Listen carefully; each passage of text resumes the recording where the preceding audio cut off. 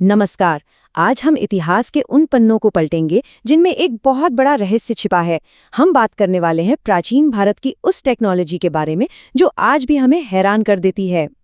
एक मिनट रुककर सोचिए, क्या हो अगर वो टेक्नोलॉजी जिसे हम आज भविष्य के मानते हैं उसका जिक्र हजारों साल पहले ही हमारे प्राचीन ग्रंथों में मिल जाए। मतलब ये ख्याल ही अपने आप में कितना कमाल का है।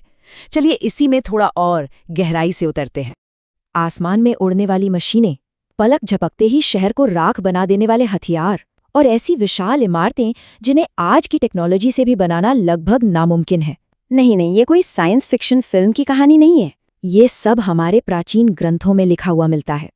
तो अपनी इस पड़ताल की शुरुआत करते हैं सबसे मशहूर और दिलचस्प उदाहरण से, विमान, यानी प्राचीन भारत की उड़ने वाली मशीनें। तो ये विमान आखिर थे क्या? रामायण और महाभारत जैसे हमारे महाकाव्यों में इनका जिक्र बार बार आता है। इन्हें ऐसी मशीनों की तरह बताया गया है जो आसमान में एक जगह से दूसरी जगह जा सकती थीं। और बात सिर्फ उड़ने की नहीं है, ग्रंथों में तो बाकायदा इनके टेक्निकल डिटेल्स भी मिलते हैं, जैसे कि ये सीधे ऊपर की तरफ उड़ सकते थे, मतलब वर्टिकल टेक ऑफ, लंबी दूरी तक जा सकते थे, और तो और इन पर हथियार भी लगे होते थे। रामायण का पुष्पक विमान तो याद ही होगा। कहते हैं कि वो बिना किसी पायलट के उड़ सकता था, बिल्कुल आज के मॉडर्न ड्रोन्स की तरह। तो यहीं पर एक बहुत बड़ा सवाल खड़ा होता है, क्या ये सब सिर्फ लिखने वालों की कल्पना थी या फिर ये किसी ऐसी एडवांस टेक्नोलॉजी का जिक्र था जिसे हम आज शायद समझ ही नहीं पा रहे? इस पूरी बहस को और भी दिलचस्प बना देता है वैमानिक शास्त्र नाम का एक ग्रंथ। इसमें विमान बनाने की पूरी प्रक्रिया, अलग अलग तरह के मेटल्स और यहाँ तक कि एनर्जी सोर्स के बारे में भी लिखा है। अब कुछ एक्सपर्ट्स कहते हैं कि ये तो 20वीं सदी में लिखा गया है, लेकिन कई रिसर्चर्स का ये भी मानना है कि इसमें जो जानकारी है वो बिना किसी प्राचीन ज्ञान के सोर्स के हो ही नहीं सकती। सवाल वही है, ये ज्ञान आखिर आया कहाँ से? अच्छा, अब आसमान से जमीन पर आते हैं। ये रहस्य सिर्फ उड़ने वाली मशीनों तक ही नहीं है, बल्कि जमीन पर बनी कुछ इमारतों में भी झलकता है, जो अपने समय से कहीं आगे की इंजीनियरिंग को दिखाती हैं। इसका सबसे बेहतरीन उदाहरण है महाराष्ट्र के एलोरा का कैलाश मंदिर। सोचिए, ये पूरा का पूरा मंदिर किसी ईंट या पत्थर को जोड़कर नहीं बनाया गया, बल्कि एक ही विशाल चट्टान को ऊपर से नीचे की तरफ काट काट कर बनाया गया है। कोई सीमेंट नहीं, कोई जोड़ नहीं। इंजीनियरिंग का एक ऐसा नायाब नमूना जो आज भी दिमाग चकरा देता है। और जानते हैं, सबसे हैरान करने वाली बात क्या है? आज के टॉप इंजीनियर्स भी ये मानते हैं कि इतनी बड़ी और जटिल संरचना को आज की मॉडर्न टेक्नोलॉजी से भी बनाना लगभग नामुमकिन है। तो फिर उस जमाने में ये कैसे हुआ? और कैलाश मंदिर अकेला नहीं है। कोणार्क का सूर्य मंदिर, जिसका एक एक पत्थर सूरज की चाल के हिसाब से बिल्कुल सटीक बना है, या फिर दूसरे प्राचीन मंदिरों में तारों और ग्रहों की एकदम सही कैलकुलेशन, ये सब एक ही सवाल की तरफ इशारा करते हैं। इतना गहरा ज्ञान, इतनी सटीक जानकारी उस समय के लोगों के पास आई कैसे? ये जो एडवांस्ड नॉलेज थी, ये सिर्फ बिल्डिंग बनाने तक ही सीमित नहीं थी। ये हथियारों की समझ और ब्रह्मांड की समझ तक फैली हुई थी।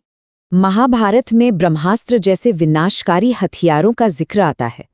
बताया गया है कि ये एक ही वार में पूरे शहर को तबाह कर सकता था। ऐसा धमाका होता था कि आसमान में अंधेरा छा जाता था और जमीन पर सब कुछ जलकर राख हो जाता था। कुछ थ्योरिस्ट ने इसके असर की तुलना सीधे सीधे न्यूक्लियर बम के धमाके से की है। मोहनजोदाड़ो की खुदाई में मिले कुछ कंकालों में हाई रेडिएशन के दावों का भी जिक्र किया जाता है। हालांकि इसे लेकर वैज्ञानिक एक मत नहीं है, पर फिर भी ये समानताएं सोचने पर मजबूर तो करती हैं। और तो और हमारे प्राचीन ग्रंथों में पृथ्वी की उम्र का सटीक अनुमान, हमारे सोलर सिस्टम का पूरा विवरण, समय के चक्र यानी युगों की थ्योरी, और यहाँ तक कि मल्टीवर्स जैसे कॉन्सेप्ट्स भी मिलते हैं। ये वो बातें हैं जिन्हें मॉडर्न साइंस ने पिछली 1-2 सदी में ही समझना शुरू किया है। तो सवाल फिर वही है, हजारों साल पहले ये ज्ञान कैसे मौजूद था? तो इस सब की वजह क्या हो सकती है? इस पूरे रहस्य को सुलझाने के लिए 2 बड़ी थ्योरी सामने आती हैं।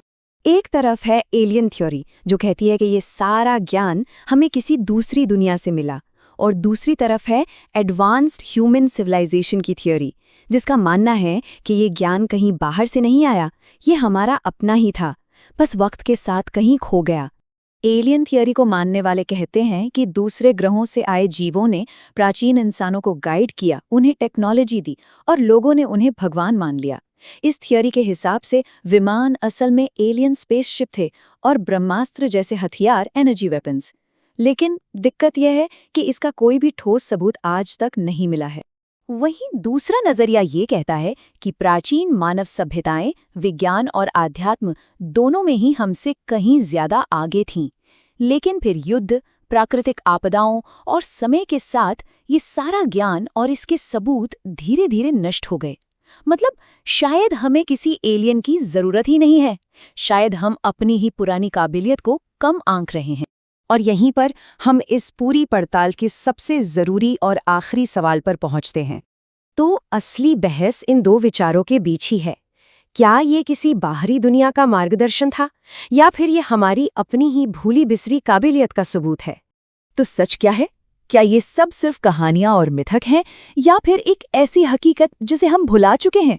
ये एक ऐसा सवाल है जिसका जवाब शायद हमारे इतिहास की गहराइयों में ही कहीं दबा हुआ है।